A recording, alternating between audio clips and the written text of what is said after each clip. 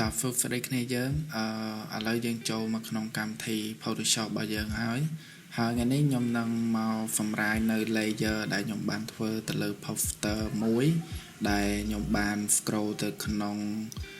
Facebook ហើយមើលទៅឃើញ គេតម្លាក់ poster គឺចាប់អារម្មណ៍មែនតើហើយ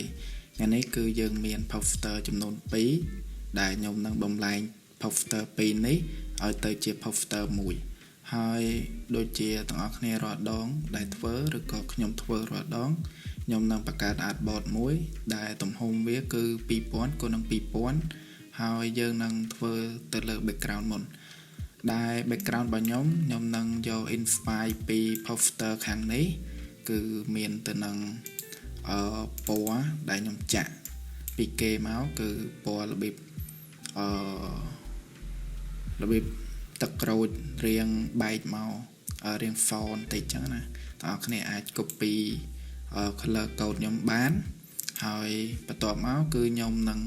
ប្រើនៅ solid color មួយទៀតដែលខ្ញុំនឹងចាក់ពណ៌រៀងទឹកដោះគោបងប្អូនគ្នាអាចមើលនៅ code របស់ខ្ញុំបានដូចគ្នាហើយសម្រាប់ background នេះខ្ញុំនឹងធ្វើ line ពណ៌ font របៀបបច្ឆាឲ្យពលឺចូលមកចឹងខ្ញុំនឹង control I ហើយខ្ញុំនឹងប្រើប្រាស់ tool គឺ shortcut គឺ Alt B ហើយខ្ញុំនឹងប្រិចវាបន្តិចហើយខ្ញុំតម្លាក់ flow បន្តិចមកហើយខ្ញុំតម្លាក់ quality បន្តិចដើម្បីផាត់វារៀង font អញ្ចឹងណាហើយបងប្អូនគ្នាអាចផាត់តាមខ្ញុំក៏បានឬក៏បងប្អូនគ្នាធ្វើទៅតាមអ្វីដែលបងប្អូនគ្នាចង់បានចឹងទៅអូខេបន្ទាប់មកទៀតខ្ញុំនឹងប្រើ solid color មួយទៀតដើម្បីឲ្យអាកែមខាងនេះគឺវារៀងដិតជាងមុនចឹងខ្ញុំនឹងប្រើ solid color ហើយ code ខ្ញុំយកចាស់ជាងមុនបន្តិចបងប្អូនគ្នាអាចឃើញហើយខ្ញុំនឹងប្រើ gradient 2ដើម្បីឆូតហើយ gradient នេះខ្ញុំនឹងដាក់យក option ទី2បងប្អូនគ្នាហើយចំពោះ gradient នឹងដែរគឺខ្ញុំនឹងយក basic បងប្អូនគ្នា apply តាមខ្ញុំចឹងមកហើយយកទី2ដែលយើងឆូតទៅគឺវាអាកែមហ្នឹងវានឹងខ្មៅហើយ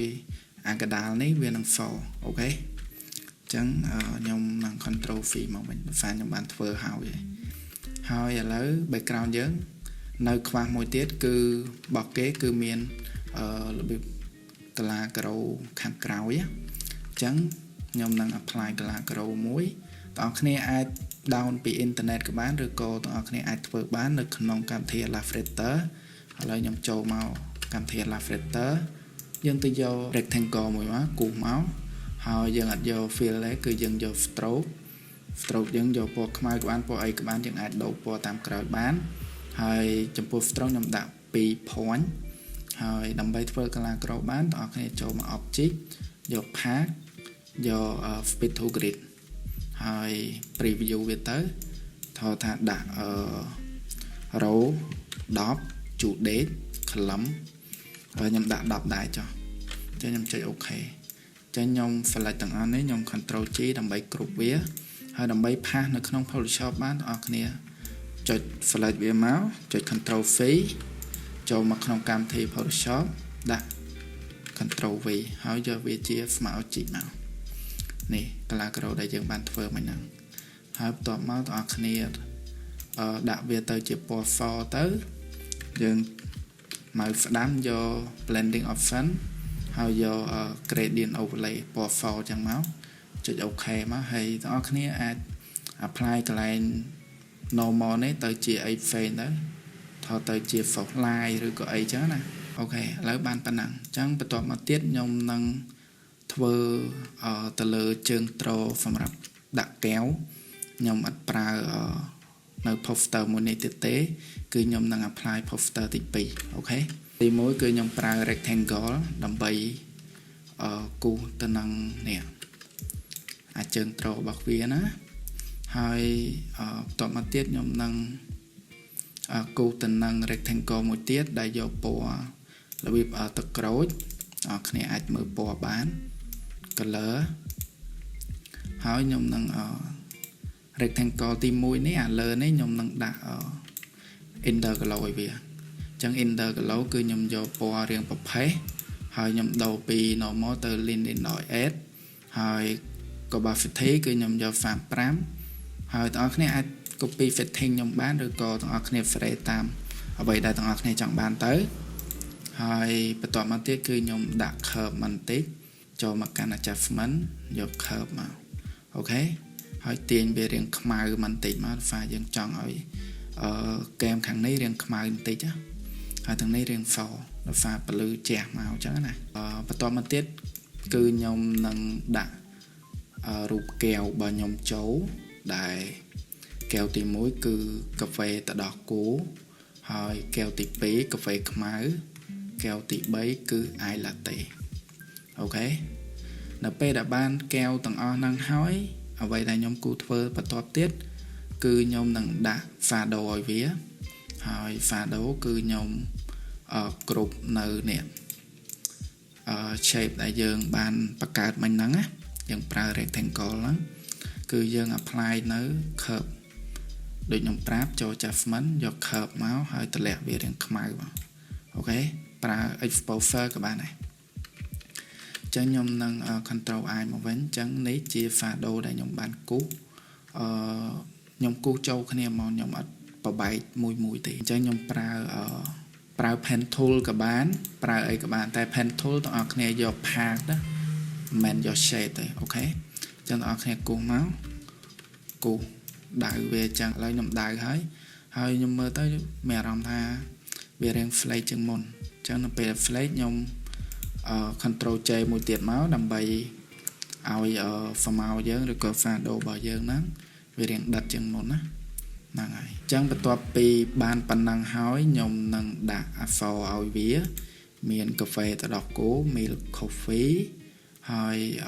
មួយទៀតគឺកាហ្វេខ្មៅហើយមួយទៀតគឺ ice latte text នេះគឺអត់មានអីទេបងប្អូនគ្នាចូលមកកាន់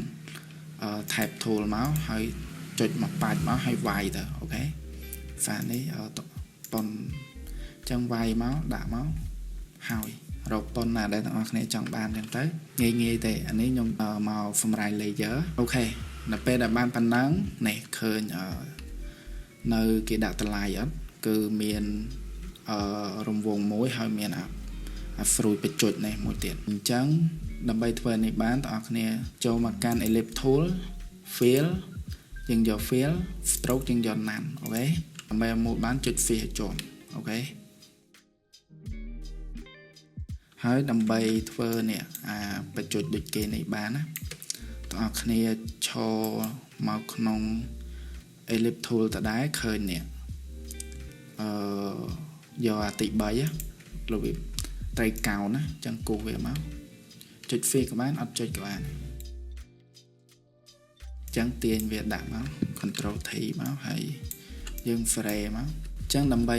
frame អានេះឲ្យវាកាន់តែស្អាតបានបងប្អូនគ្នាចូលមកកាន់ direct selection tool មកគឺ shortcut វា Alt A គឺយកទី2ចឹងចុចមកយើងអាចនេះយើងអាច frame shape របស់យើងបានណាកែបានអូខេកែប៉ានេះមកនេះស្អាតពេលស្អាតចឹងបងប្អូនគ្នាអាចចុច fill layer មួយហើយ fill layer ដែលយើងបានបង្កើតមិញហ្នឹងហើយ merge វាមកគឺ control E merge layer ទាំងពីរនឹងចូលគ្នាចឹងបងប្អូនគ្នាអាចដាក់ stroke បានចឹងដាក់ stroke គឺ mouse ស្ដាំយក blending option មកលើគេនេះហើយយើងអាចដាក់ stroke បាន stroke គឺរបស់គេគឺពណ៌ខ្មៅហើយដាក់ size វារៀងល្មមមកត្រឹម2ឬក៏3ចឹងទៅចុចអូខេស្អាតបាទហើយបើមិនចង់ឲ្យបែក pixel convert ទៅជា smart object មក boom អូខេស្អាតបាទចឹង copy ឲ្យបាន3មកហើយយើងដាក់តម្លៃចូលអូខេមួយកែវត្រឹមតែ text ធម្មតាទេហើយមួយទៀតគឺ4000ចឹងតម្លៃ4000នេះគឺវារៀងខ្ញុំធ្វើរៀង style លេង effect បន្តិចចឹង effect អត់មានអីច្រើនទេបងប្អូនគ្នាអាចមើលបានគឺ color គឺខ្ញុំយក gradient ហើយ gradient របស់ខ្ញុំគឺបងប្អូនគ្នាអាចបង្កើតខ្លួនឯងក៏បានឬក៏អីក៏បានចឹងរបៀបបង្កើតគឺបងប្អូនគ្នាយក basic ពណ៌ខ្មៅមកហើយអានេះគឺបងប្អូនគ្នាដូរមកពណ៌រៀង ទឹកក្រូចតិចមកហើយនេះបងប្អូនគ្នាយករបៀបទឹកក្រូចដែរតែទឹកក្រូចនឹងឆេះជាងមុនអញ្ចឹងណាឬក៏ flake ទៅតាមអ្វីដែលបងប្អូនគ្នាចង់បានអញ្ចឹងទៅប៉ុណ្ណឹងមកចុចអូខេមកបានអញ្ចឹងបន្ទាប់មកគឺខ្ញុំនឹងដាក់ stroke គឺខ្ញុំដាក់6តែ alpha នៃពណ៌ 4 ដែរអញ្ចឹងវាមើលអត់ឃើញទេអញ្ចឹងងាយអញ្ចឹងយើងធ្វើបានមួយទៅគឺយើងបានទាំង3ណាតោះដាក់តម្លៃចូលអូខេបានហើយប៉ុណ្ណឹងហើយខ្ញុំនឹងដាក់ចំណងជើងគឺខ្ញុំដាក់top free ហើយមួយទៀតខ្ញុំនឹងដាក់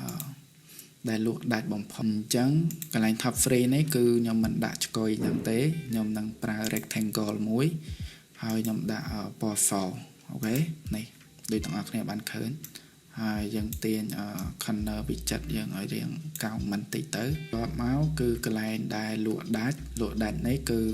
style ដែរតែទាំងអស់គ្នាអញ្ចឹងទាំងអស់គ្នាអាចមើល effect បានទី1ខ្ញុំនឹងដាក់ gradient overlay ដូចទៅនឹងតម្លៃរបស់យើងដែរតែខ្ញុំដាក់បញ្ច្រាស់មកវិញខ្ញុំដាក់ដេញខាងក្រោមនេះពណ៌រាងទឹកក្រូចរាងក្រហមបន្ទាប់មករាងទឹកក្រូចរាង slate អូខេ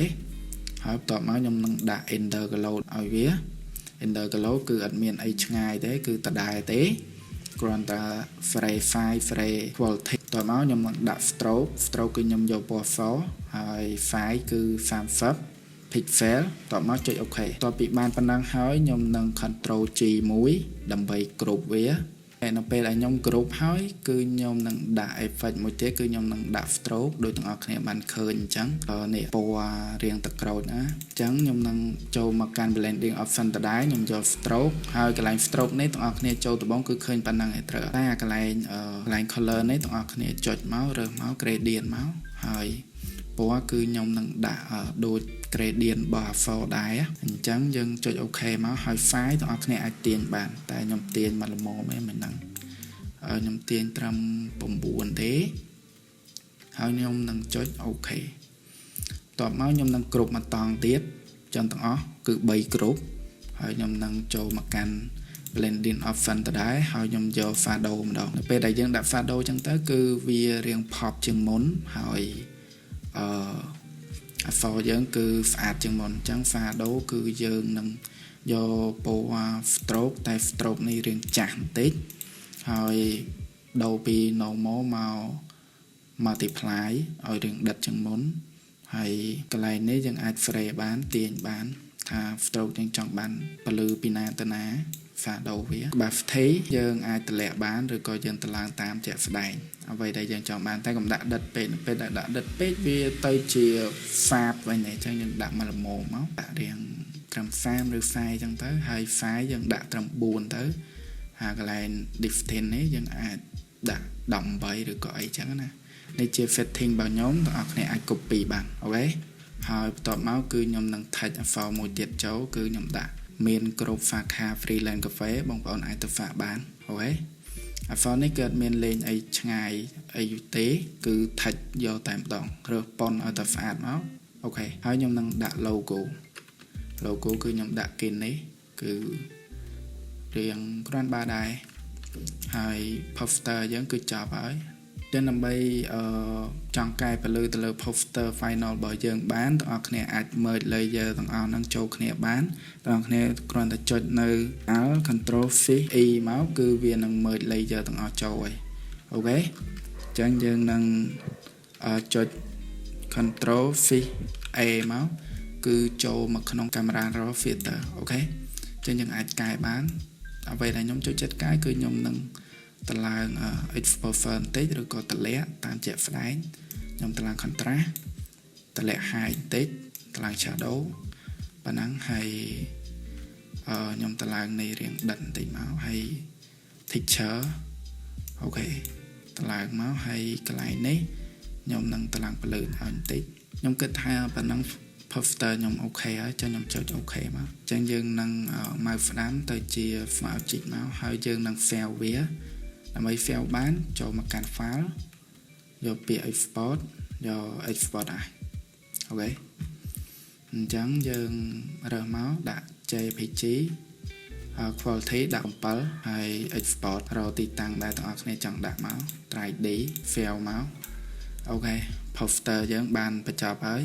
ខ្ញុំសង្ឃឹមថាវីដេអូមួយនេះជួយគ្នាយើងបានហើយបើសិនជាទាំងអស់គ្នាចូលចិត្តជួយ subscribe ខ្ញុំអ្នកមួយមកហើយយើងនឹងជួបគ្នានៅវីដេអូក្រោយទៀតបាយបាយ